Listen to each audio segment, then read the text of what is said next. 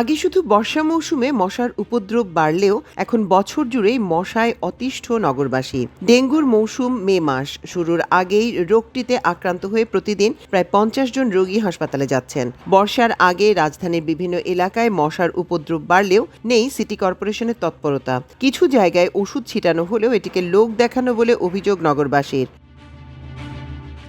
স্বাস্থ্য অধিদপ্তর বলছে, বছরের শুরু থেকে চলতি এপ্রিল মাস পর্যন্ত ডেঙ্গু আক্রান্ত হয়েছেন প্রায় 2500 জন, আর মৃত্যুর সংখ্যাটিও 20 ছুঁই।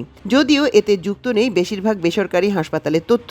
আর 2024 সালে ডেঙ্গুতে ঢাকা উত্তর ও দক্ষিণ সিটি কর্পোরেশন এলাকায় মারা গেছে 350-র বেশি মানুষ। এর মধ্যে 239 জন রোগীর মৃত্যু হয়েছে দক্ষিণ সিটি কর্পোরেশন হাসপাতালগুলিতে, আর উত্তর সিটিতে মারা গেছে 104 জন। বিশেষজ্ঞদের মতে, ডেঙ্গু রোগের মৌসুম ধরা হয় মে থেকে সেপ্টেম্বর পর্যন্ত, কিন্তু সাম্প্রতিক বছরগুলোয় ডেঙ্গু বছরব্যাপী হচ্ছে।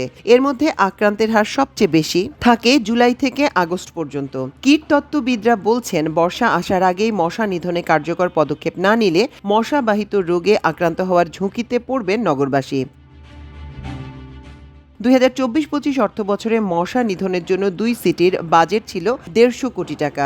এর মধ্যে ঢাকা দক্ষিণ সিটিতে 40 কোটি ও উত্তর সিটিতে 110 কোটি টাকা।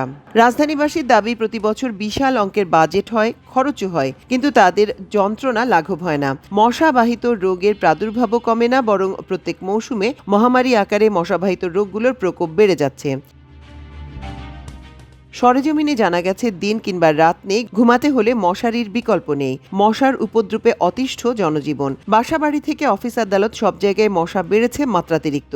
বিশেষ করে রাজধানীর মোহাম্মদপুর, শ্যামলী, মিরপুর, উত্তরা, খিলগাঁও, মহাখালী, গুলশান, বাড্ডা, শাহজাদপুর, নদ্দা, নতুনবাজার, কড়াইল, রামপুরা, আফতাবনগর, মুগদা, মানিকনগর, সায়দাবাদ, মীর হাজারীবাগ, জুরাইন, শাঁখারীবাজার, শনিরাকড়া, দনিয়া, মাতুয়াইল, ড্যামরা, 70 নম্বর ওয়ার্ড, পাইটি এলাকাগুলোতে লেক, খাল ও জলাশয় থাকায় মশার প্রজনন স্থল তৈরি হয়েছে। এ কারণে এসব এলাকায় মশার উপদ্রব বেশি বলে জানিয়েছেন বাসিন্দারা।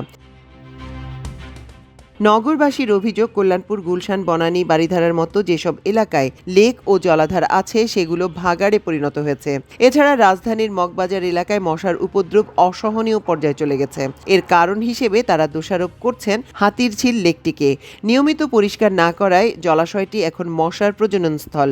ওষুধ ছিটালেও তা কাজে আসছে না। তবে মশার উৎপাত কমাতে সম্প্রতি রাজুকের উদ্যোগে কিছু হাঁস ছাড়া হয়েছে। রাজধানীর শনিরাকড়ার পলাশপুর এলাকার বাসিন্দা অধ্যাপক আবু সাইদ বলেন, মশার উৎপাতে জীবন অতিষ্ঠ। গত 1 বছর ধরে সিটি কর্পোরেশনকে ফোন দিলেও কাজ হচ্ছে না। পরে সচিবালয়ের ঊর্ধ্বতন কারো সঙ্গে যোগাযোগ করার পরে জানুয়ারি মাসে একবার মশার ওষুধ দিয়ে যায়, কিন্তু এরপর আর আসেনি। মানিকনগরের পারুল বেগম বলেন, গত 1 মাস ধরে দিনে রাতে সমান মশা। কামড় দিলে ফুলে ওঠে ও চুলকায়। বাচ্চাদের দিনেও মশারির মধ্যে রাখতে হয়। সিটি কর্পোরেশনের লোকজনকে ওষুধ ছিটাতে গত 1 সপ্তাহে দেখিনি।